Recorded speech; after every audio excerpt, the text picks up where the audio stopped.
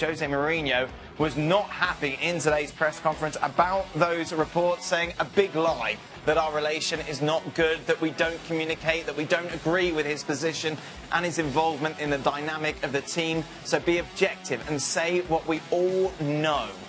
In the last couple of matches, he didn't play well, period. End of story. Now it's my problem and Paul's to improve his performance level. You don't need to be a liar.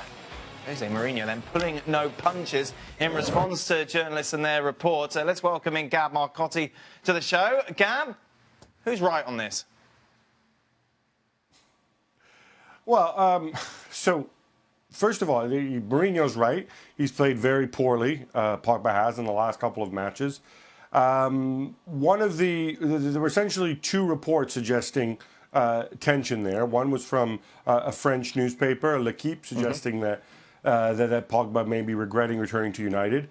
I don't know. Maybe they have their own sources. I certainly wasn't able to confirm that.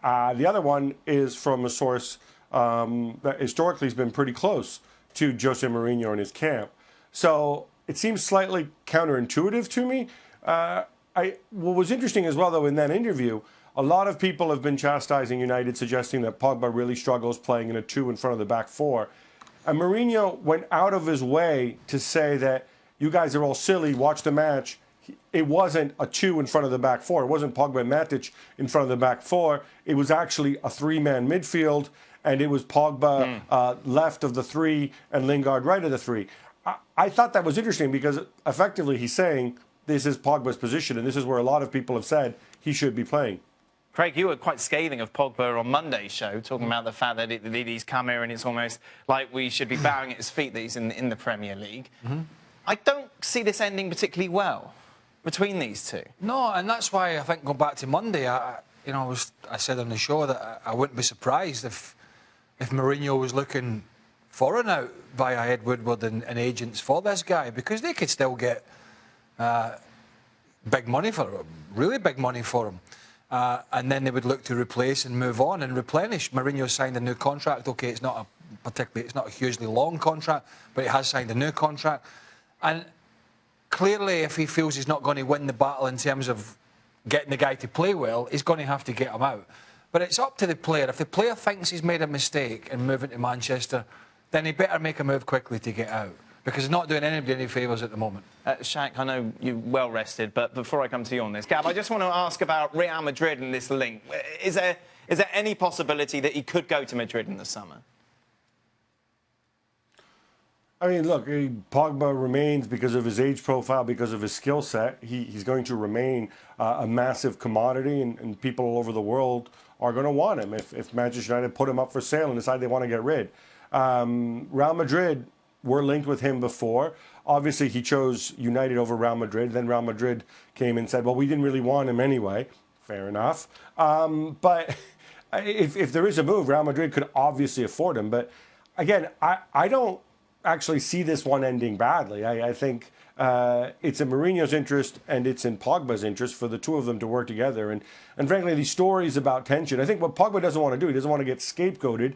And I think the media in some ways maybe were doing that. Maybe Mourinho felt he was sticking up for him.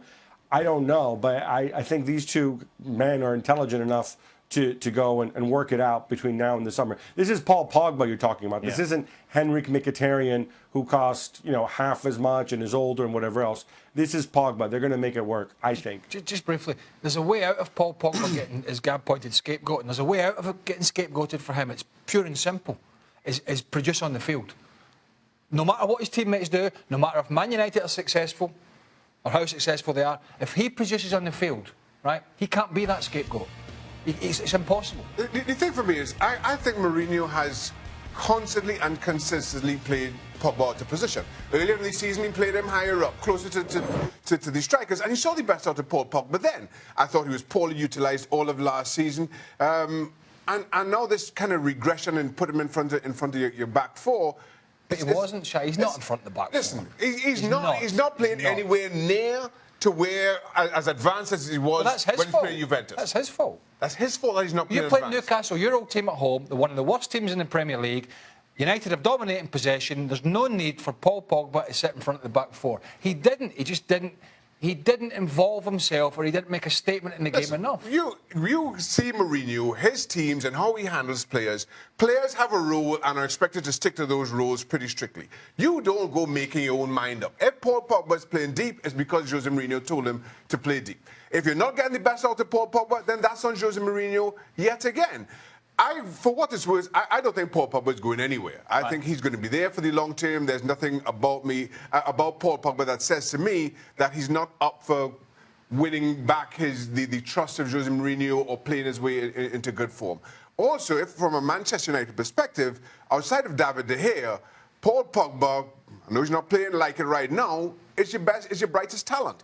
If you do want to rediscover that old form, get yourself back to where you believe you should be, you don't do that by selling the likes of Paul Pogba. There are a lot of other names that come well ahead of Paul Pogba on the list in terms of getting rid and bringing in brighter and better talent. But if you're not playing well enough and it's affecting you and it's in the media every week because you're the big name and you're the big manager and you're the big club, then something has to be done about it. Paul Pogba's got it all. For the modern player, well over 6 foot, athletic, quick, strong, powerful, talented, clever guy, markets himself well, can do everything. It is up to him. It is up to him to prove everybody wrong that he's back in the Premier League, back at a really big club in England to make a mark. Some are saying also it's not just a Mourinho, not just a Mourinho thing, that his nose is out of joint a little bit because Alexis Sanchez has come in, lots of headlines. Oh, and by the way, huge money. Quickly, Gab. I just want to say about Pogba is he actually played really well until the Tottenham game, and despite having missed nearly 2 months of the season through injury and through suspension, I think he's 3rd or 4th in the Premier League in terms of assists. The only guys in front of him are De Bruyne and I think Leroy Sané. Both play for Manchester City, scored 1 million goals.